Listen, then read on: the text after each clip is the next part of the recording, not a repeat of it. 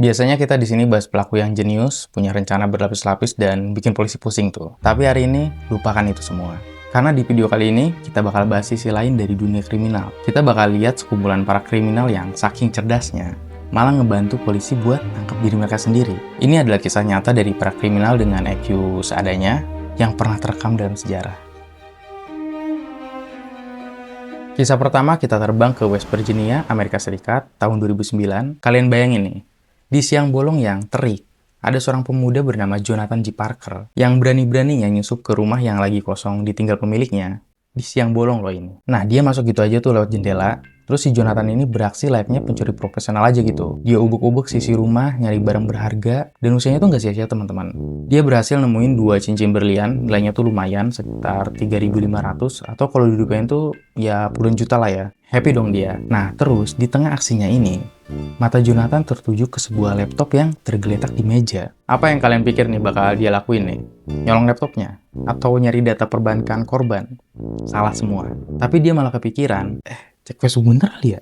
Gua nggak ngerti sih ini jalan pikirnya gimana. Dan dia beneran login, terus asik main Facebook dan balesin pesan-pesan teman-temannya. Puas main Facebook nih, baru dia cabut dari rumah itu. Singkat cerita, si pemilik rumah tuh pulang. Dan betapa kagetnya, cincin dia tuh udah hilang. Tapi yang bikin lebih kaget, terpampang jelas akun Facebook orang asing di laptopnya. Ternyata Jonathan belum logout. Ya ampun, John. Jangan gini-gini banget lah. Polisi cuma butuh waktu singkat buat jemput Jonathan di persembunyiannya, tamat. Oke, kalau yang tadi tuh lupa logout, yang ini tuh level kejeniusannya agak beda sih nih. Ada seorang cowok yang curiga nih kalau ceweknya tuh berselingkuh. Biasalah drama percintaan. Karena emosi yang memuncak, dia ngajak sahabatnya buat ngerencanain pembobolan ke rumah pria yang diduga selingkuhan ceweknya ini. Niatnya tuh mau membuat kekacauan dan ngasih pelajaran gitu. Malam harinya, dua sahabat ini, Matthew McNally dan Joy Miller, akhirnya sampailah di depan rumah target. Tapi pas mau beraksi, mereka tuh baru sadar kalau mereka kagak bawa topeng buat nutupin identitasnya. Karena udah nyampe ke lokasi, udah nanggung gitu. Muncullah ide paling brilian ahbab ini. Mereka pakai barang apa aja yang ada di sana, kebetulan adanya spidol, dan mulai mencoret-coret seluruh wajah mereka tuh pakai spidol itu, spidol hitam, biar nggak dikenalin katanya. Ini fotonya. Gua tanya ke lu semua, apakah coretan abstrak ini tuh bisa menutupi identitasnya? Gua rasa dengan pikiran yang jernih dan sehat, kita bisa berkata ini sangat tidak membantu sih. Oke, jangan just dulu nih. Kita lanjut ikutin aksi mereka. Mereka mulai teriak-teriak, gedor-gedor itu pintu, dan coba dobrak juga. Intinya bikin keributan parah. Tapi sebetulnya si pemilik rumah tuh udah lebih cepat telepon polisi. Nah, tahu polisi mau datang, si Matthew dan si Joy panik dan langsung buru-buru kabur. Andai aja kalau mereka tuh pakai topeng, mukanya tuh beneran gak bakal kelihatan. Terus tinggal kabur dan buang itu topeng, beres. Tapi sayangnya, jenius ini kan pakai spidol hitam tuh. Dan di tengah-tengah pelarian mereka tuh udah coba hapus-hapus itu spidol, dan ternyata kagak hilang-hilang teman-teman. Ya, mereka pakai spidol permanen. Jadi, polisi nggak perlu repot-repot nyari mereka. Siapa lagi orang di jalan yang mukanya tuh penuh coretan abstrak di malam hari? Ya, mereka ketemu dan langsung dibungkus.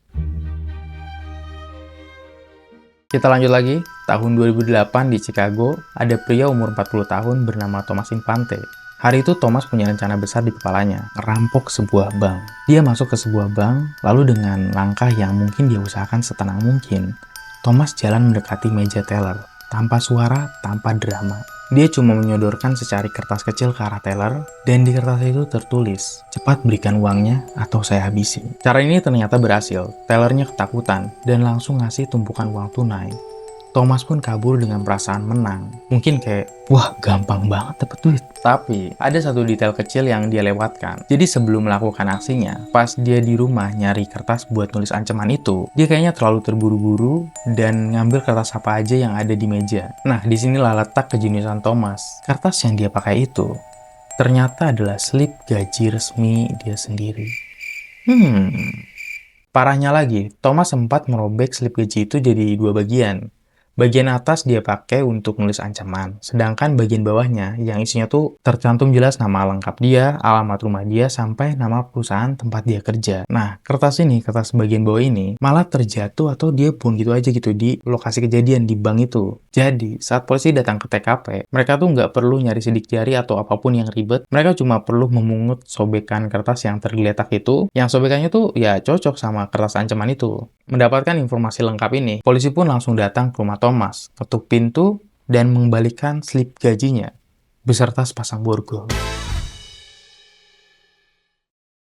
Pada hari Minggu yang cerah, tiba-tiba telepon kepolisian Okaloosa berdering kencang. Dari seberang sana, David Blackman marah-marah. Ia melaporkan kalau dirinya tuh habis kecurian. Mobilnya yang lagi diparkir di pinggir jalan dibobol orang. Dan semua barang berharganya tuh lenyap. Polisi yang terima telepon mencoba menenangkan David dan nanya, "Oke pak, sabar dulu. Barang apa aja yang hilang?" Dan dengan polosnya, dengan nada tanpa berdosa, David bilang, "Duit saya $50 hilang pak. Dan saya yang saya taruh di dashboard juga diambil tuh kayaknya." Bentar, kita nggak salah denger nih. Dengan entengnya, dia ngelaporin kehilangan barang terlarang ke polisi. Polisi ya datang ke lokasi dan ya memang nemuin pelakunya, yaitu ya David sendiri, yang ditangkap karena kepemilikan barang terlarang. Dia ini paham nggak sih? Ngelapor kehilangan barang ilegal itu bukan tindakan yang bijaksana sih. Kalau dari cerita ini, pesan dari gua, jauhi barang terlarang itu teman-teman. Itu bikin bodoh. Dan ini adalah bukti nyatanya nih. Di siang bolong, MacArthur Wheeler merampok 2 bank berturut-turut. Bahkan kagak pakai topeng atau apapun yang bisa menutupi wajahnya. Dia masuk gitu aja, terus nodongin senjatanya ke teller, dan dia berhasil mendapatkan ribuan dolar. Yang bikin geleng-geleng kepala nih, dia sempet-sempetnya natap ke arah kamera CCTV sambil tersenyum. Nah, lu penasaran kan kenapa dia bisa sepede ini nih?